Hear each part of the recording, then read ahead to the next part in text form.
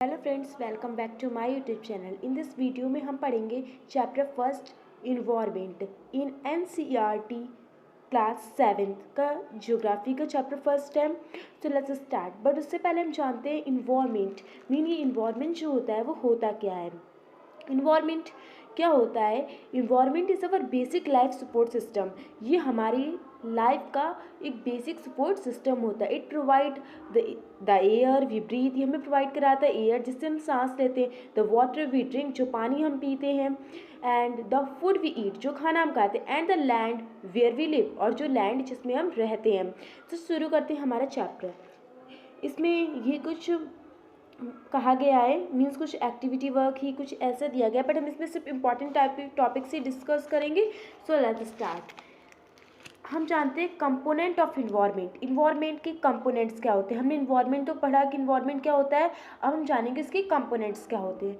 तो इसका फर्स्ट है नेचुरल इन्वायरमेंट क्या होता है। देखिए, इसमें एयर को हम atmosphere, water hydrosphere, land lithosphere, and living things को बायोस्फीयर में किया गया है। ह्यूमन मेड में दिया गया है building, park, bridge, roads, industries, monuments, and humans में individuals, family, community, religions, education, economic and political situations, ये सब दिया गया है, कंपोनेंट्स हैं इसके। अब हम इसको अच्छे से डिस्कस करते हैं लाइन बाय लाइन। सो उससे पहले हम इन्वायरमेंट की एक टॉपिक देख लेते हैं। From the above to conservation you understand that place. देखिए, people think and natural that surrounded any living organisms is called environment. जो भी हमारे साथ नेचुरल है, जो चीज़ें भी हम देखते हैं जो नेचुरल से हमें मिली हैं, वो सब क्या है? इन्वायरमेंट है। ठीक है, अब मैं आपको बायोटिक एंड अबायोटिक के बारे में कुछ बता देती हूँ। ये बायोटिक और अबायोटिक क्या होता है? Biotic the world of living organism, example plant and animals. जो लिविंग ऑर्गेनाइजम्स होते हैं उनको हम बायोटिक कहते हैं, और अबायोटिक किसे कहते हैं? जो नॉन लिविंग्स होते हैं, जैसे कि लैंड। एंड बायोटिक में ले लिया हमने प्लांट एंड एनिमल्स। लेकिन ये बायोटिक एंड एबायोटिक जो होते हैं दोनों ही नेचुरल होते हैं। बायोटिक में लिविंग ऑर्गेनाइजम्स जैसे कि प्लांट, एनिमल्स आ जाता है, लेकिन अबायोटिक में जैसे मिनरल्स, वाटर, एयर, लैंड, ये सब आ जाता है। अब हम पढ़ते हैं नेचुरल इन्वायरमेंट। ये क्या होता है? Land, water, air, plant and animals comprise the natural environment. जो land, water, air and plants and animals है किसमें कंप्राइज है? नेचुरल इन्वायरमेंट में। जैसे कि इसमें हम लिथोस्फेयर की बात करते हैं। Lithosphere is a solid crust or the hard top layer of the earth. Lithosphere क्या है? एक सॉलिड क्रस्ट है और हार्ड लेयर है टॉप की, अर्थ की। ठीक है, इसमें दिया गया है कुछ डायग्राम है, कह रहा है डोमेन ऑफ द इन्वायरमेंट को किया गया है। तो यहाँ पे एक बायोस्फीयर जो लिविंग ऑर्गेनाइजम्स है, हाइड्रोस्फीयर वाटर को कहा गया है, लिथोस्फीयर लैंड को, एंड एटमॉस्फेयर हमारे जो हमारी हवा है उसको कहा गया है। उसके बाद हमसे हाइड्रोस्फीयर के बारे में कहा गया, the domain of water is refer to as hydrosphere. जो पानी होता है वो हाइड्रोस्फीयर में आता है। It comprise various sources of water and different type of water bodies.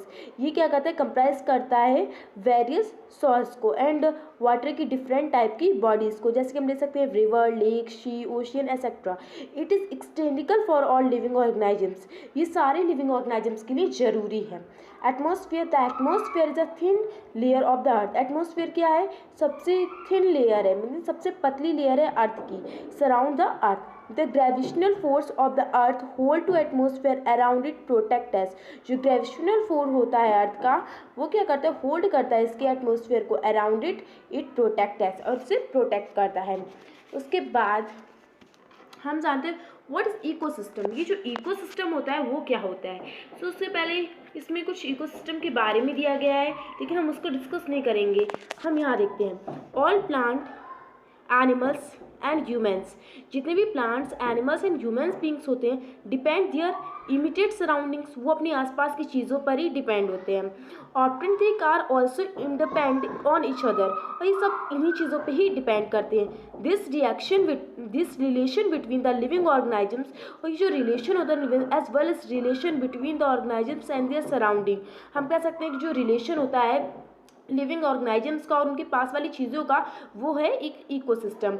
हम इसकी टॉपिक डिस्कस करते हैं। देखिए, ecosystem, it is a system formed by the interaction of all living organisms with each other and with the physical and chemical factor of the environment in which all life or linked with transfer energy and materials। इसका मतलब हुआ, ये हम simple language में कह सकते हैं कि जो इकोसिस्टम हमारा होता है, ये क्या होता है कि जितने भी लिविंग ऑर्गेनाइजम्स होते हैं उनके वो किस पे डिपेंड करते हैं, वो किसके ऊपर सर्वाइव करते हैं, जितनी भी उनके पास आसपास की चीज़ें होती हैं। So it is ecosystem. हमने ह्यूमन इन्वायरमेंट पढ़ते हैं, मीन इन्वायरमेंट का second type. Human beings intersected with the environment to modify surrounding their needs. जो ह्यूमन लोग होते हैं वो अपनी ज़रूरतों के लिए इन्वायरमेंट पे ही सेटिस्फाई होते हैं। तो क्या करते हैं, ह्यूमन इन्वायरमेंट पे हम ले लेते हैं, जैसे हम लोगों ने इंडस्ट्री बनाई है, हम लोगों ने इंडस्ट्री का यूज़ किया है, बिल्डिंग्स बनाई हैं, हाउसेस बनाए, इंडिविजुअल्स बनाए, तो ये हमारे ह्यूमन इन्वायरमेंट में आते हैं। एंड उसके बाद हमारी एक्सरसाइज है जिसको हम नेक्स्ट वीडियो में सॉल्व करेंगे। तब तक के लिए थैंक यू।